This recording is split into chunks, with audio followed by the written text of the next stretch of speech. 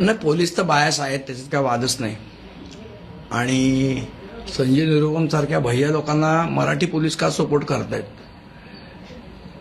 हे न उमजण्यासारखं आहे. आम्ही असं कालपर्यंत मानत होतो. सन्माननीय एकनाथ शिंदे सरकारमध्ये आहेत. त्यांनी सांगितलं की स्वर्गीय हिंदू हृदय सम्राट बाळासाहेब ठाकरेंच्या विचारांचं आमचं सरकार आहे. स्वर्गीय धर्मवीर आनंद दिघे साहेबांच्या विचारांचं सरकार आहे.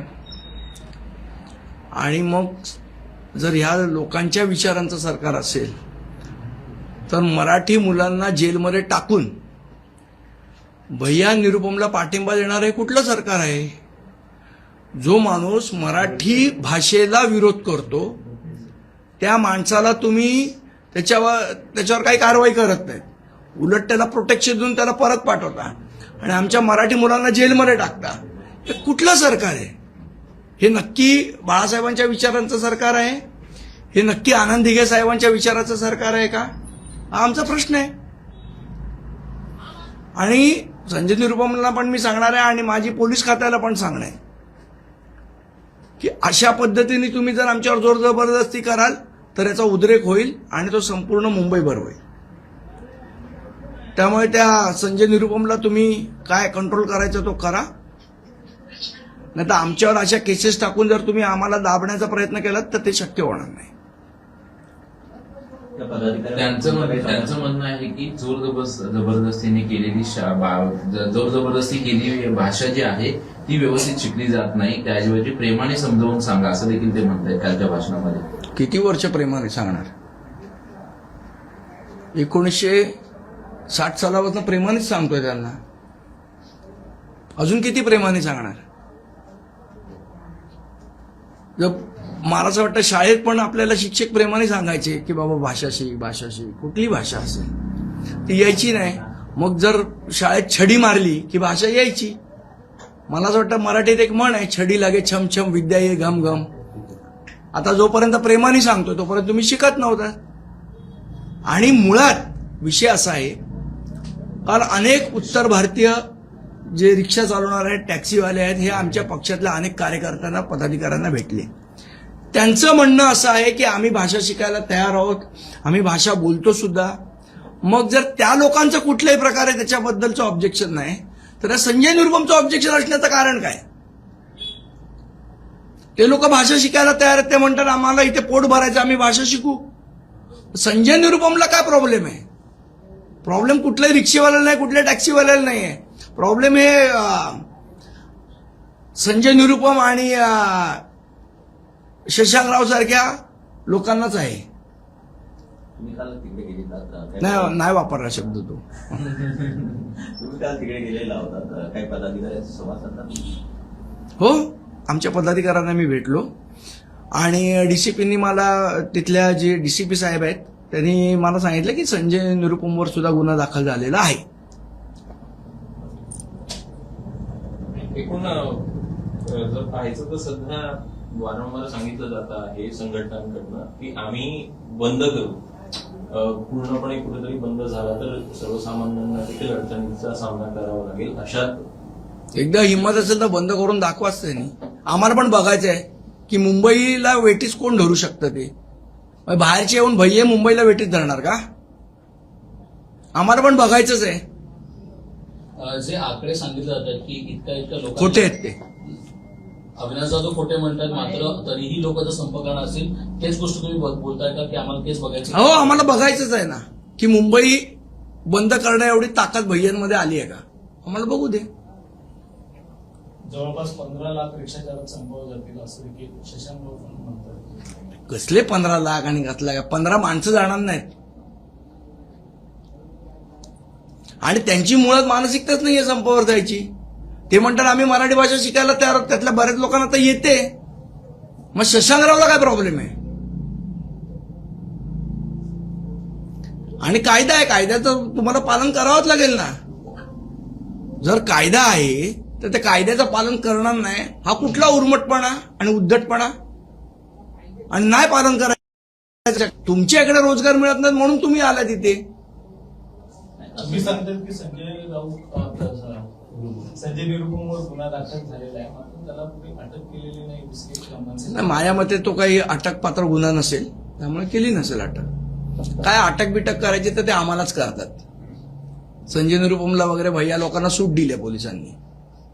कायद्याच्या बाबतीमध्येच विचारतो. काल परिवहन विभागाने पुन्हा आता सूचना आणि हरकती मागवणारा एक ड्राफ्ट तयार केला आहे, ज्याच्यामध्ये मराठी सक्ती करण्यात येत आहे. याचा अर्थ यापूर्वीचं जे परिपत्रक आहे ते कुठेतरी कायदेशीर कारवाई करण्यापुरतं पुरेसं नव्हतं, आणि त्यामुळे आता परिवहन विभागाने आता हे ड्राफ्ट काढलेलं आहे. त्यामुळे 30 जर दिवस कायद्यात त्रुटी असतील तर 30 दिवस लागू दे, नाहीतर 20 दिवस लागू दे, कायद्याची अंमलबजावणी झाली पाहिजे. आमचं काय म्हणणं नाही की 2 दिवसातच अंमलबजावणी करा. कायद्याची अंमलबजावणी होणं महत्वाचं आहे. विषय फक्त मध्ये सोडू नये. प्रताप सरनाईक यांनी एवढीच विनंती आहे. कुठल्याही दबावाला त्यांनी बळी पडू नये. शिवसेनेतच 2 गट पडले आहेत. संजय निरुपम एकीकडे वेगळी भूमिका घेतली. मला असं वाटतं जर आज आनंद दिघे साहेब असते तर संजय निरुपमच्या त्यांनी स्वतः कानाखाली मारली असती. तर दिघे साहेब नाही तर निदान शिंदे साहेबांनी तरी मारावी. संदीपजी, दुसरा मुद्दा असा आहे, मराठी भाषा संवाद अनिवार्य आहे, हे तर चांगली गोष्ट आहे. मात्र जवळचं भाडं नाकारणं किंवा त्याच्यावर पण कारवाई झाली पाहिजे. मग तो कुठल्याही भाषा बोलणार असो. एका ज्येष्ठ पत्रकाराला ठाण्यामध्ये असा अनुभव आला की तो प्रवास करत होता, जवळचं भाडं नाकारण्यात आलं त्याला, पण अमराठी रिक्षा चालकांनी त्यांनी भाडं नाकारलं नाही आणि तो संबंधित ठिकाणावर. मी म्हटलं ना, त्याच्यामध्ये मराठी अमराठीचा विषय नाहीये. भाडं कुठलंही घेतलंच पाहिजे, याच्याबद्दल काही दुमत असण्याचं कामान आहे. आणि हा ज्येष्ठ पत्रकार नाही, हा कॉमन मॅनला पण येणारा अनुभव आहे. सर, एक वेगळा प्रश्न होता. 2 दिवसांपासून एक प्रकरण मुंबईत सध्या चर्चेला खूप आलेलं आहे. आगरीपाड्यामधील एका नाही, मला त्या प्रकरणाची माहिती नाहीये. पण मनसेची भूमिका एकंदरीत काय असेल? कारण प्रकरण मला भाजपकडून केला जातोय मुंबईत. प्रकरण मी पूर्ण पहिले माहिती करून घेईन, मगच त्याच्यावर बोलेन. अर्धवट प्रकरणावर मी बोलणार नाही. बागेश्वर महाराजांनी एक वादग्रस्त वक्तव्य केलेलं आहे. ते असं म्हणतात की छत्रपती शिवाजी महाराज युद्धाच्या वेळी थकलेले होते आणि त्यानंतर त्यांनी तो वेडा आहे हो बागेश्वर महाराज. हा कोण आहे बागेश्वर महाराज? ते असं म्हणाले होते की आता तुम्हीच युद्ध कोण सांभाळा. हा बागेश्वर महाराज? कोण? काय इतिहास तज्ञ आहे? कोण आहे? त्याला काय अक्कल आहे? आणि अक्कल नसलेल्या लोकांच्या बद्दल आपण का चर्चा करतोय? त्याचा काय ऐतिहासिक काही त्याच्यावर डिग्री आहे का? त्याचा अभ्यास आहे काय आहे त्या बागेश्वर महाराजाचं? आणि तो काही बोलतो आणि त्याच्यावर आपण चर्चा करायची? मला असं वाटतं आपण स्वतःहून विचार केला पाहिजे की बोलणारी व्यक्ती सुज्ञ आहे की नाहीये. एखादा रस्त्यावरचा वेडा काहीतरी बोलतोय आणि त्याच्यावर आपण पत्रकार परिषदेमध्ये चर्चा करतोय, मला वाटतं ते योग्य ठरणार नाही.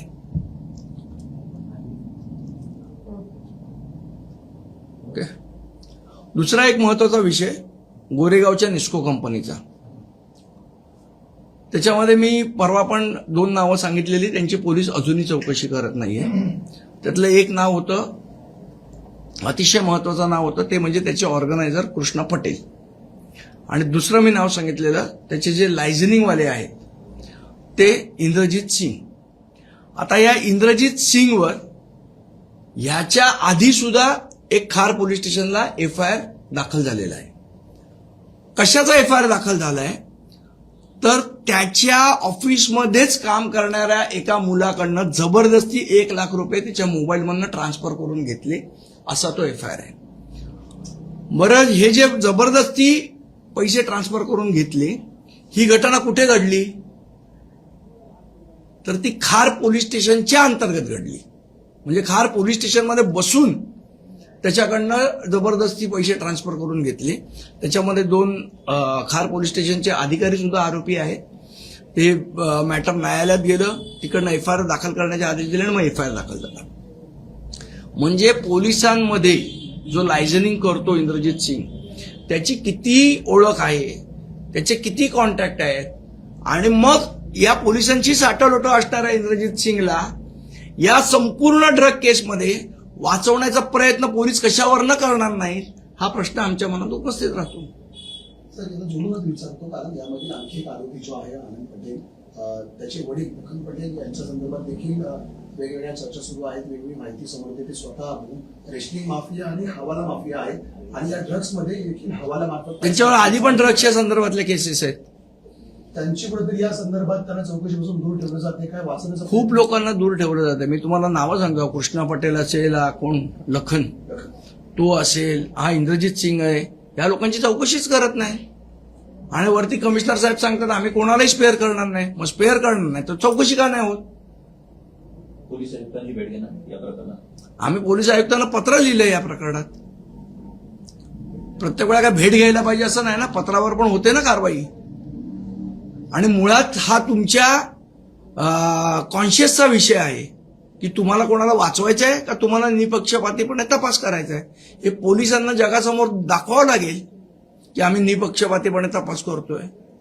बोलून होत नाही, कृती दिसावी लागते. म्हणजे कुणाकडे वाचवतं असं म्हणायचं ते direct. निश्चितपणे वाचवत आहेत. मी सांगितलं ना, आता ते इंद्रजित सिंगची बॅकग्राऊंडच अशी आहे की जो पोलीस स्टेशनमध्ये पोलीस अधिकाऱ्यांच्या संगनमताने एकाकडनं 1 लाख रुपये ट्रान्सफर करून घेतो, याचा अर्थ त्याचं पोलिसांची किती साठलोट आहे आपल्याला दिसतंय. तुम्ही दहिसरलाही जाऊन आलात, तेव्हा पण तुम्ही हे 2 नावं त्यांच्यासमोर पण घेतली होती, चिमट्यांसमोर. ते काय त्याच्यावरून अजूनपर्यंत त्याचा तरी काही- चिमट्यांच्या त्या चेहऱ्यावरची माशी झालत नाही, आता काय करणार त्याला. मग पुन्हा एकदा जाणार आहेत का या सगळ्या संदर्भामध्ये? आम्ही पत्र लिहिलेलं आहे आणि आम्ही ह्याचा फॉलोअप करणार. आणि जोपर्यंत हे होत नाही तोपर्यंत रोज आम्ही हे प्रश्न उपस्थित करणार. का रिमाइंडर पत्र सारखं पाठवून राहणार? नक्की पाठवत राहणार. आम्ही परवा सुद्धा पत्र पाठवलेलं आहे.